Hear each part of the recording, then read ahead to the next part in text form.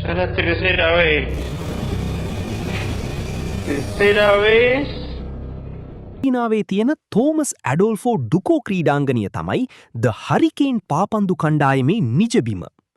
ඒත් එතන හිටපු රාත්‍රී ආරක්ෂක නිලධාරියෙක් කියන විදියට මේ ක්‍රීඩාංගනයේ තව මොකක්තෝ දෙයක් තියෙනවා. මේ ආරක්ෂක නිලධාරියාට අමුතු සද්ද ඇහිලා තියෙනවා වගේම ක්‍රීඩාංගනය ඇතුලේ දේවල් තනියම විනව දැකලා තියෙනවා.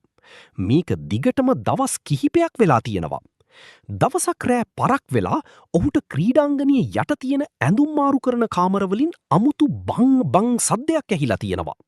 ඉතින් ඔහු ඒක හොයලා බලන්න තීරණය කරනවා. Noche, la tercera vez que estoy escuchando este ruido de mierda.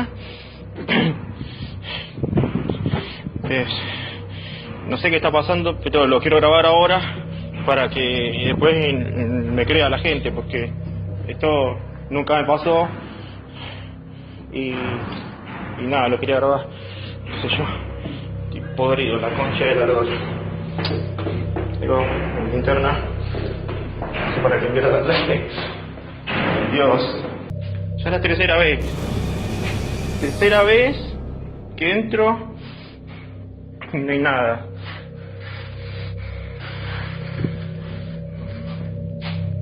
Dios, me quiero ir. Quiero ir.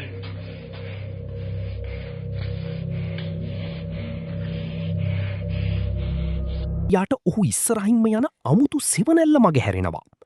මේ භයානක අවතාර වීඩියෝව දැකපු ගොඩක් අය හිතන්නේ මේකද හරිකේන් කණ්ඩායමේ හිටපු ක්‍රීඩකයෙක් වුණු රෙනී හවුස්මන්ගේ ආත්මය වෙන්න පුළුවන් කියලා.